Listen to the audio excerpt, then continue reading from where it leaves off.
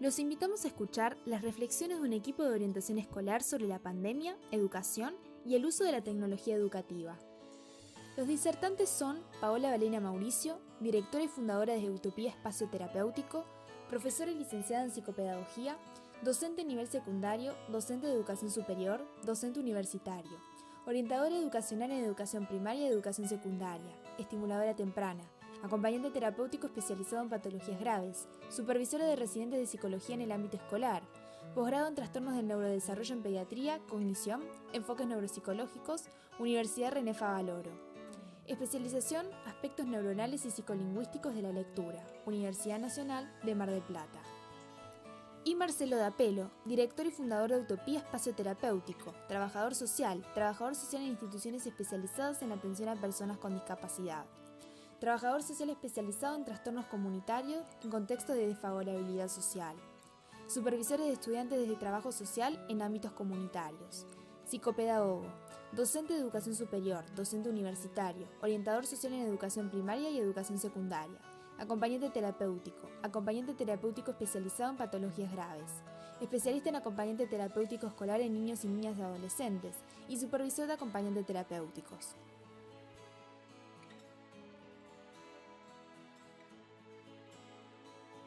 Los equipos de orientación escolar son un pilar fundamental en el desempeño de las instituciones educativas. Realizan un trabajo intrainstitucional e interinstitucional conjuntamente con el equipo de supervisión, equipo directivo, docentes, maestros especiales, maestros inclusores, auxiliares, en pos que se concrete el derecho a la educación, ya que la educación es un derecho inalienable y obligatorio desde los 4 años de edad. Los equipos de orientación escolar se desempeñan en los distintos niveles, inicial, primario, secundario y adultos, y dependen de la modalidad psicología comunitaria y psicología social. En el reglamento de las instituciones educativas de la provincia están especificados los roles y funciones de todos los actores que componen la institución educativa, entre ellos el de los integrantes de los equipos de orientación escolar.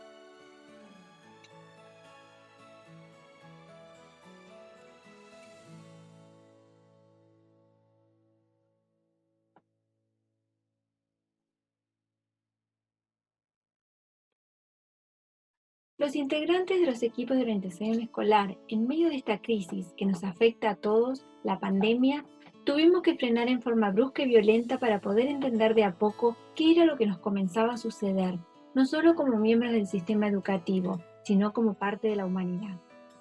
Quiero ser breve, pero voy a hacer un repaso para entender dónde estamos hoy y tal vez pensar el futuro incierto que tenemos por delante en cuanto a lo educativo, que es lo que hoy nos reúne. ¿Qué pasó? Allá por el mes de marzo, cuando hacía pocos días que habíamos renovado energías para comenzar a transitar un nuevo ciclo lectivo, este virus, que parecía estar lejos y que no sabíamos de qué se trataba, vino para quedarse y modificar cada una de nuestras vidas en todos los aspectos. En lo que respecta a lo escolar, nos sorprendió con lo delineado de los primeros proyectos, muchos de ellos basados en experiencias del año anterior, problemáticas que habíamos dejado para continuar tratando este año y con nuevas propuestas para este 2020. La mayoría de nosotros, los integrantes de los equipos de orientación escolar, comenzamos acompañando trayectorias de estudiantes que lo necesitaban, aquellos que estaban en proceso de promoción porque no lo habían logrado el año anterior. También llegamos a hacer las primeras visitas a las familias que venían pasando alguna dificultad, y muchas acciones más que ahora no sería necesario mencionar y que hacen a la continuidad de lo escolar. Recuerdo que concurrimos a reuniones institucionales porque se comenzaba a pensar en una nueva manera de planificar y evaluar, basada en competencias y habilidades que cada profesor debía seleccionar para desarrollar con sus estudiantes. ¿Pero qué pasó? ¿Por qué el COVID nos atravesó y en un primer momento nos paralizó a todos? Pero creo que el estar quieto, sin saber qué hacer en la escuela, duró un segundo. Sí, al segundo siguiente, al día siguiente, amanecimos en la escuela con los primeros distanciamientos. Evitábamos la sala de profesores, tan rica para intercambiar posturas, miradas e información sobre el grupo de estudiantes, en cuanto a su rendimiento, problemáticas o diferentes factores que podrían estar impidiendo o no aprender de la mejor manera. Luego recuerdo que en la secundaria, donde trabajamos, era época de exámenes previos y pusimos mesas en el Zoom con cierto distanciamiento. Esto duró muy pocos días.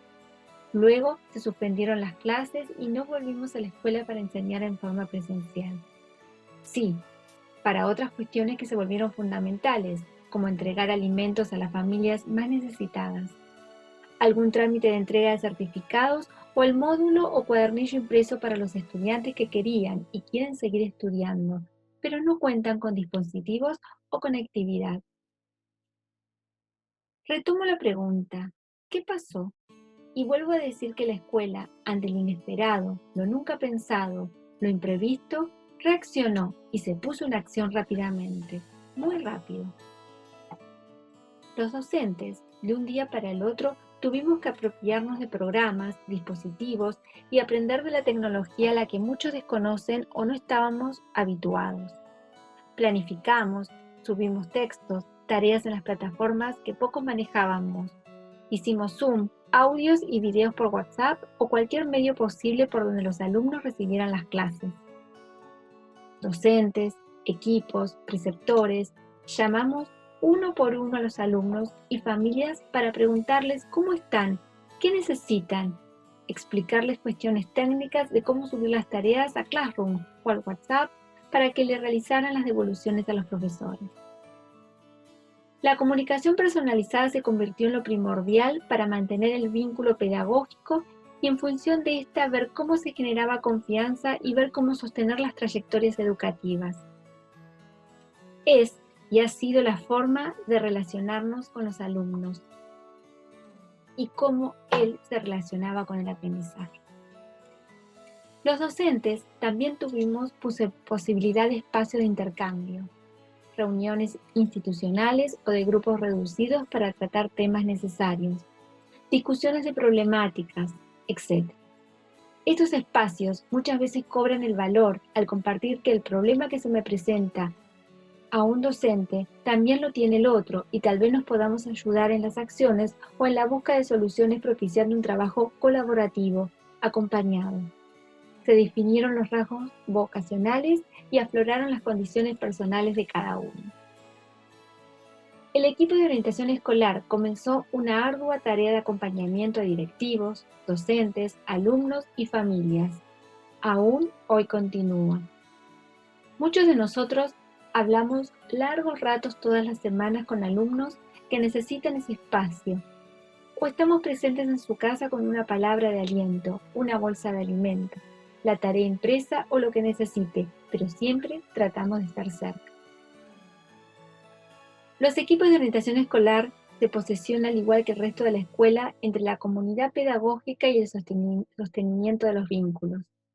Aprendimos a habitar una escuela sin edificio y no surgió la imperiosa necesidad de continuar sosteniendo lazos con los alumnos y sus familias. Para ello hicimos encuestas para conocer su situación, cuáles eran sus necesidades y cómo sentían que podíamos ayudarlos. Gran parte de los alumnos decían lo mucho que extrañaban y extrañan todavía ir a la escuela y encontrarse con sus compañeros y docentes. El escuchar las explicaciones de los temas y el intercambio en clases. Las familias también extrañan que sus hijos no vayan porque la escuela, además de enseñarles lo que ellos no pueden hacer, los contienen, los entienden, los escuchan y reconocen que los docentes y todos los que formamos parte de la comunidad educativa tratamos de encontrar posibles soluciones a sus problemas. ¿Cuántas familias encuentran refugio y real acompañamiento en situaciones de su vida, allí, con nosotros? Los equipos de orientación escolar hemos acompañado muchísimas veces a alumnos, alumnas que estaban pasando por momentos muy difíciles, desde el aspecto emocional y sociofamiliar, chicos abandonados, agredidos por sus padres, novios u otros familiares, violaciones o en situaciones de mucha vulnerabilidad, por ejemplo, crisis psiquiátricas, intentos de suicidio o profundas depresiones. Y encontraron referentes en nosotros. Pudimos darles un espacio de confianza para que puedan expresar lo que les pasa. El equipo de orientación escolar solo escucha y luego busca alternativas para caminar juntos hacia una solución y acompañarlos, y hacerle las cosas más sencillas al poder compartir con un otro. esa posible alternativa, como equipo, la pensamos mucho, buscamos los pros y contras, gestionamos con otras instituciones si es necesario, pero cuando sentimos que es lo que mejor podemos hacer, actuamos, junto con el equipo directivo de la escuela y el aval de la supervisión de la rama. Esto mismo continuamos haciendo este año, en una escuela sin espacio y temporalidad, estableciendo como horizonte que la escuela presente nunca podrá ser reemplazada.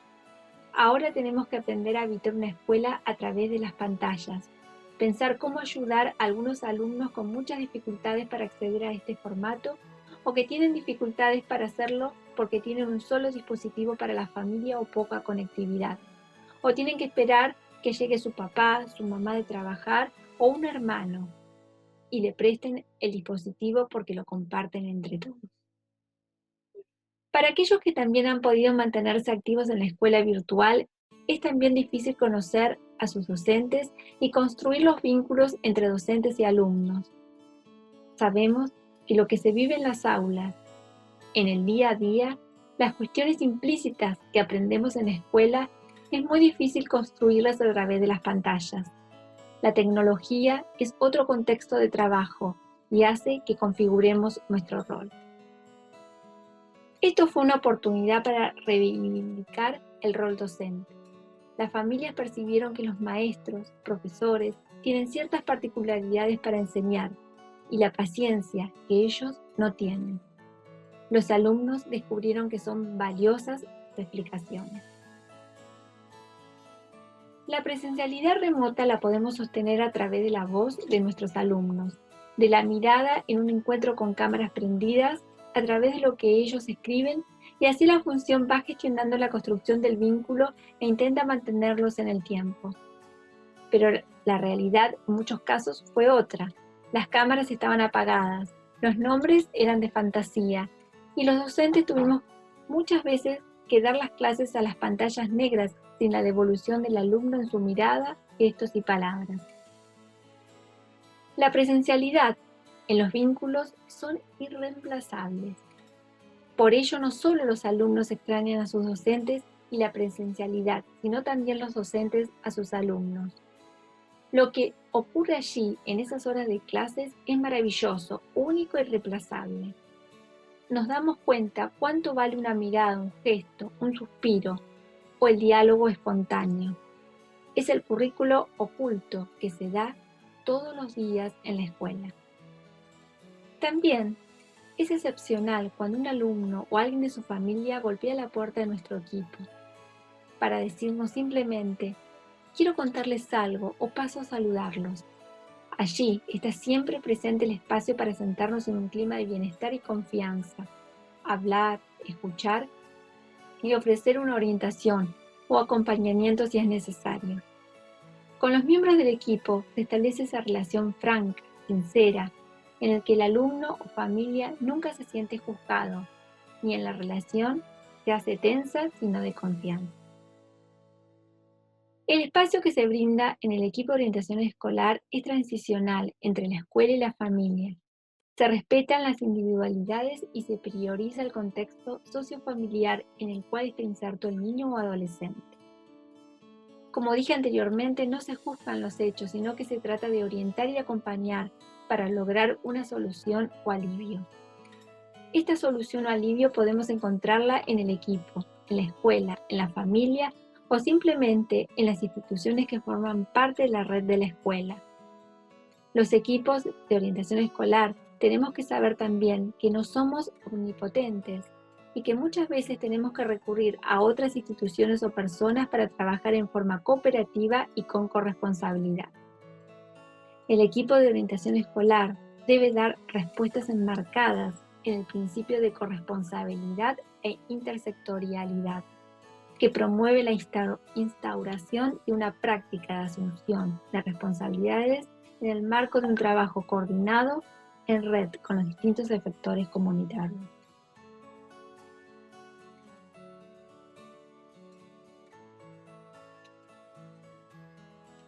Tenemos que pensar en la transformación social que se ha dado desde el inicio de la pandemia, que nos ha tenido a toda la sociedad haciendo un esfuerzo para buscar una nueva normalidad o forma de vivir con ella.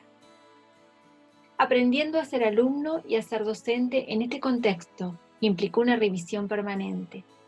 Primero pensábamos en actividades para unos 15 días, luego otros 15 días y así continuamos, mes a mes. Esto fue el desafío de seguir enseñando y atenuar la inmaterialidad de la escuela presencial. En un primer momento de las fases de la enseñanza en cuarentena, pusimos el acento en las propuestas pedagógicas, poniendo mucho material a disposición de los alumnos. Luego nos preocupamos más por revincular y sostener los vínculos, la posibilidad de mantener comunicaciones sincrónicas. Comencemos a reflexionar sobre lo que hicimos y lo que tal vez haremos. Es muy difícil pensarlo en el mientras tanto, pero lo interesante es poder pensarlo entre todos. Es poder transformar lo desconocido, la crisis, lo amenazante, en una posibilidad. Para ello, los invito a pensarnos nosotros, los docentes, los equipos directivos. ¿Qué nos pasa? ¿Qué sentimos? ¿Cómo estamos accionando frente a todo el cambio? También rever los mandatos educativos, que están muy arraigados y muchas veces nos impiden ver otras formas de intervenir mucho más efectivas y valiosas en este contexto. Por ejemplo, la resistencia que genera en algunos docentes evaluar a un alumno, si no es en un formato escrito o por la cantidad de trabajos prácticos solicitados y entregados, dejando de lado la calidad de lo entregado o la significatividad que pueden tener esos trabajos prácticos. Muchos de los alumnos en esta situación de virtualidad quisieron y quieren continuar estando vinculados al quehacer pedagógico, pero la dificultad de los mismos muchas veces se lo impide, o la falta de respuesta para que alguien les explique de manera sencilla lo que no pueden entender. No debemos perder la profesionalidad. Profesionalidad significa poder resolver situaciones que se nos presentan, como enseñar en la virtualidad. El docente tendría como capacidad el poder crear ambientes de aprendizaje que guarden la relación con lo que requiere y demanda el alumno. Es la primera vez que los docentes tenemos que apelar a nuestra mayor creatividad. Aprendimos a usar las tecnologías, los recursos, a entender que ahora lo escolar es la casa de los alumnos y el alumno se le presenta como lo escolar la casa de su docente. Es de esta manera que en estos nuevos ambientes de aprendizaje construimos los nuevos acuerdos. Estos acuerdos no fueron y serán fáciles. Hubo y hay que crearlos, inventarlos, y este es el gran desafío que tenemos los docentes en la nueva educación escolar que se nos presenta. Diagnosticar la situación es planificar en función de ello. Nace un nuevo paradigma porque cambió el mundo, nuestras percepciones, los vínculos, la forma de entender y ver el mundo, la forma de trabajar y la de enseñar. Anclamos la escuela en casa, vivimos online, sin espacios ni tiempos delimitados. En este espacio debemos duelar el cuerpo. Ahora solo nos vemos a través de las redes. Duelamos las instituciones como espacios físicos, pero las reinventamos como espacios virtuales. Muchas de las situaciones vividas en la escuela virtual y en el ambiente de la familia también estuvieron presentes en el seno de la psicopedagogía clínica, donde las familias se encontraban más desorientadas que muchos de sus hijos de cómo se aprende en la virtualidad. Me ha pasado que algunos pacientes delegan acciones en sus padres, como para que ellos manejen las plataformas, que reciban y entreguen tareas, hasta exigieron que sus padres y hermanos se convirtieran en sus docentes presenciales. Los psicopedagogos tuvimos que trabajar la autonomía de los estudiantes y orientar a sus padres para acompañar y confiar en sus hijos, y en otros casos los propios niños y adolescentes se vieron demandados por cumplir con lo presentado y atravesados por la falta de contacto directo con sus docentes para las explicaciones y esa cercanía corporal que es muy necesaria para algunos o la mayoría. Desde el punto de vista psicopedagógico, el aprendizaje es una construcción y lo hace sostenido por un deseo y una transferencia. Aprende por amor a quien enseña. Pero esto solo sería posible con la presencia de un otro. No hay que confundir demanda con deseo, porque si solo demandamos, imposibilitan la posibilidad de aprender. Desde la clínica, el objeto de conocimiento es una construcción que el que enseña crea las condiciones para que el aprendiente tenga una experiencia de contacto con el objeto de aprendizaje, lo incorpore y asimile. El otro, el docente en este caso, es quien en este proceso le da el sentido, resignifica el contenido, corrige y acompaña en la instancia de no saber en el proceso de aprender. El deseo aparece cuando averiguamos qué quiere aprender. Ahora vamos a hablar sobre tecnología y aprendizaje. Seguramente todos tenemos un montón para decir y dar ejemplos. En este momento pienso en docentes y preceptores que dijeron durante todo este año: Juancito dice que no tiene conectividad, pero tiene celular y se la pasa chateando o en Instagram, por ejemplo. Susanita no baja las tareas o no entrega porque no quiere. Ahora nadie sabe usar Classroom, pero sí saben jugar con el teléfono o la compu. Así podemos dar un montón de ejemplos. Pero, ¿por qué pasa esto? ¿Qué les brindan los juegos que la maestra o el profesor no? Como educadores, empecemos a dejar de lado la dicotomía no pantallas sin pantallas. Esto es algo que en las aulas nos generan algunos desencuentros con alumnos. Incorporamos que todos usamos las pantallas, alumnos, docentes y las familias. Nosotros como educadores nos tenemos que actualizar, dejar de pensar que son un problema para el aprendizaje y posicionarnos como que son una oportunidad para jugar, crecer, aprender desde las posibilidades y fortalezas de cada uno. Posicionarnos en un aprendizaje constructivista, aprender, jugar. Este año, estudiantes, familias y docentes estamos aprendiendo de otra manera. La tecnología se convirtió en la vedette de las comunicaciones, forma de asistir a clases, dar y recibir tareas. Los niños, adolescentes y adultos pasan y pasamos muchas horas conectados a las computadoras, tablets o simplemente a los teléfonos celulares. Vamos a hablar un poco de los niños y adolescentes.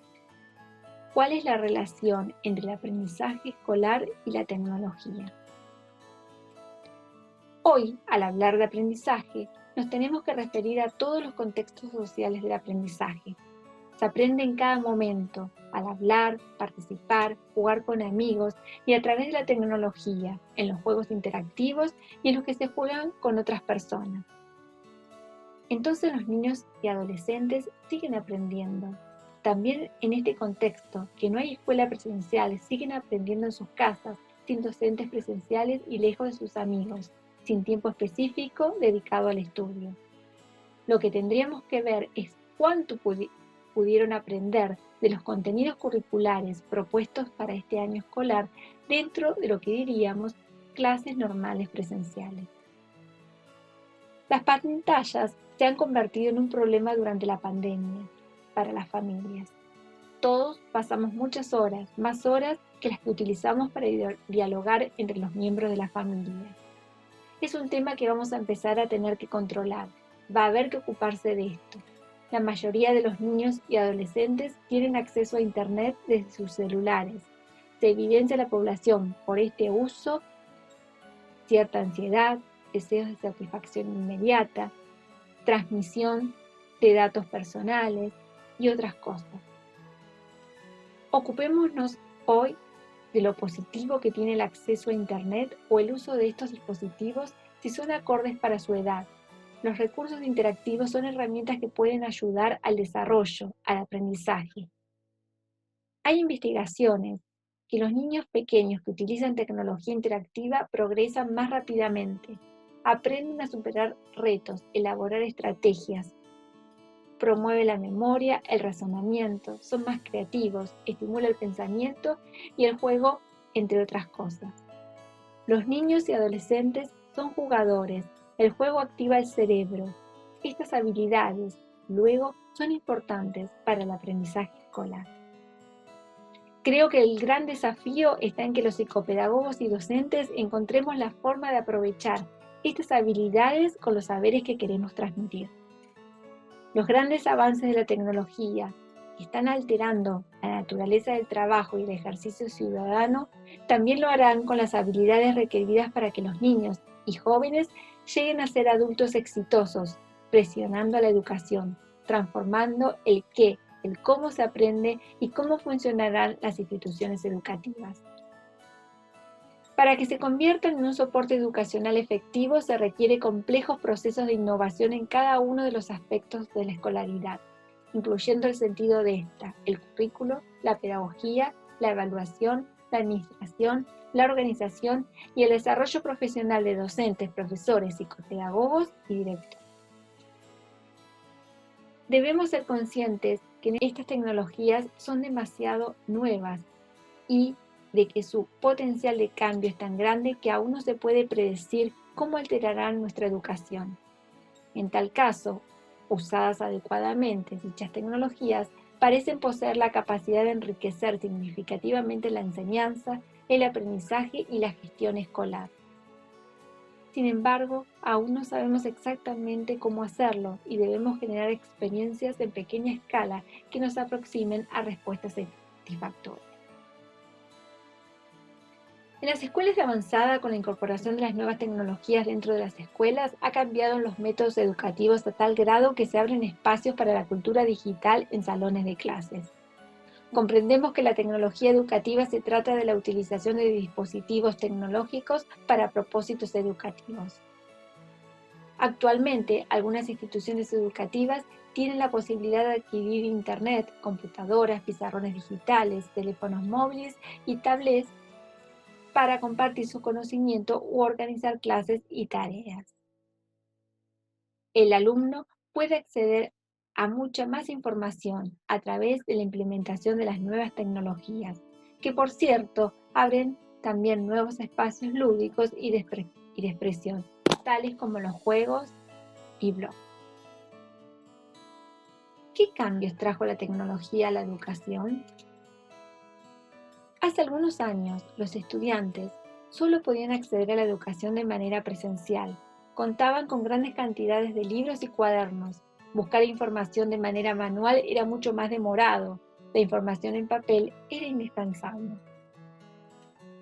La tecnología trajo consigo la posibilidad de estudiar en línea, lo que simplifica el acceso a la educación en cuanto al lugar y hora. Encontrar información es mucho más sencillo y se puede acceder a enormes bases de datos rápidamente. Hoy en día las personas pueden acceder a la información desde cualquier dispositivo inteligente e incluso presenciar conferencias a través de videollamadas. Entonces, la tecnología en la educación ha hecho que aprender sea más fácil, como incluso asequible. La era digital no se detiene, por lo que es importante que docentes y especialistas se encuentren al tanto de las nuevas tecnologías, para así poder preparar a sus alumnos. Algunos retos de la tecnología de la educación, ¿cuáles son? Los beneficios del uso de la tecnología son evidentes, pero también conllevan a responsabilidades. Adaptarse al cambio es la tarea principal de cualquier institución educativa. La metodología de la educación ha cambiado, puesto que el alumno, en lugar de memorizar, se aboca a la búsqueda, análisis e interpretación de la información. Al introducir la tecnología a las clases, el personal escolar y los alumnos aprenden a trabajar de modo colaborativo. Existe la necesidad de formar a los docentes en el uso de las nuevas tecnologías, para que puedan incorporarlas a sus clases. Los profesores deben actualizarse en avances tecnológicos de manera constante, con el fin de dar una educación con calidad. Los sistemas de tareas y evaluación deben de adaptarse a las tecnologías para que los alumnos puedan enfrentar los retos de la realidad actual. El gran avance que tuvo en este año la tecnología llegó para quedarse, pero falta mucho para que sea óptimo. La era digital corre a pasos muy rápidos y agigantados, y la tecnología enfocada en la educación no puede ni debe quedarse atrás. Uno de los aspectos más importantes en los que ha de enfocarse radica en el control del aprendizaje del alumno. El seguimiento y revisión del alumno es un factor importante para la incorporación de las tecnologías dentro de cualquier clase. Al final, las herramientas tecnológicas se están enfocando en dar solución para el seguimiento del alumno y sobre todo a que éste pueda aprender y adaptarse a constantes cambios. Sencillez, seguimiento y adaptación al estudiante son los aspectos principales en los que la tecnología educativa puede enfocarse para la innovación de nuevas herramientas y a nuevos métodos de trabajo en un futuro. Se predice que las herramientas de tecnología de la educación encontrarán espacios en la telefonía móvil de un modo mucho mejor al que hoy conocemos. Entonces, prohibir estos dispositivos en las aulas será cosa del pasado. La formación de docentes que sean capaces de crear contenidos educativos para el teléfono celular será una necesidad. Otra área de oportunidad para la tecnología de la educación es la inteligencia artificial. El desarrollo de esta tecnología ha crecido rápidamente, pero su implementación en los salones de clase tarda un poco más. Pensemos en docencia virtual. ¿Qué ofrecen? ¿Qué ofrecerán? Soluciones cuando los alumnos presenten problemas de aprendizaje. Sabemos que ya existen plataformas o programas que practican el rol de un profesor. Sin embargo, el desarrollo de la inteligencia artificial alcanzará nuevos niveles. El pronóstico es claro. Esta clase de herramientas será un eje central en los métodos de enseñanza. Educación que no se enfoque en la memorización, sino en el análisis, concentración y toma de decisiones. La tecnología de la educación presenta herramientas sencillas y adaptables a las necesidades del alumno y a la sociedad donde se desarrolla. Esta es una realidad que no puede negarse y en esto digo que en el encuentro e intercambio presencial en el aula es lo más importante en determinadas etapas de la vida, en que concurrir a la escuela no es solo el recibir saberes, sino socializar con pares y lo que esto conlleva. Para concluir, decimos que la presencialidad de las clases en niños y adolescentes es indiscutible. Ya se comienza a palpar los graves efectos psicológicos. Este año se vivió en ellos una quita de su libertad, esa que gozaban las horas que pasaban en el jardín, la primaria o la secundaria.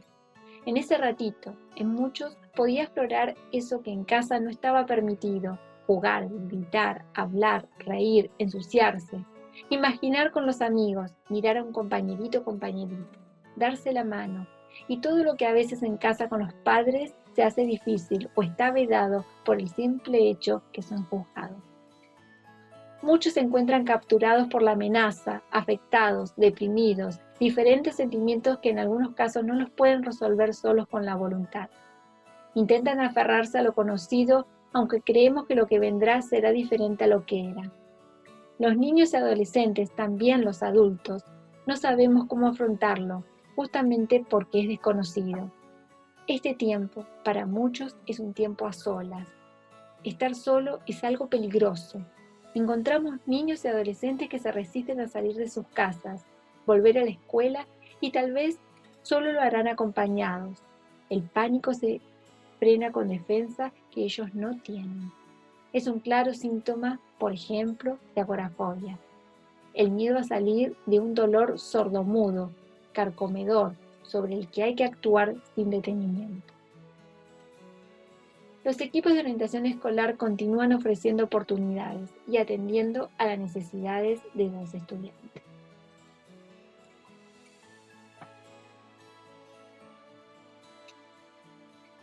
Los EOE tenemos que realizar acciones de prevención y posvención, con acciones coordinadas e interdisciplinarias de las problemáticas que se nos presentan. No perder la especificidad de nuestro rol para pensar las intervenciones desde la escuela. Siempre estimular, preservar en la escuela una mirada de cuidado, un pacto educativo de cuidado estableciendo un contrato social para fortalecer los lazos sociales. Esta mirada del cuidado es amorosa y atenta. es una expresión de cariño entre docentes y alumnos junto a su familia. El EOE comprende integralmente los problemas, los sitúa, los contextualiza, los inserta en una trama donde pesa lo cultural, lo histórico y lo social.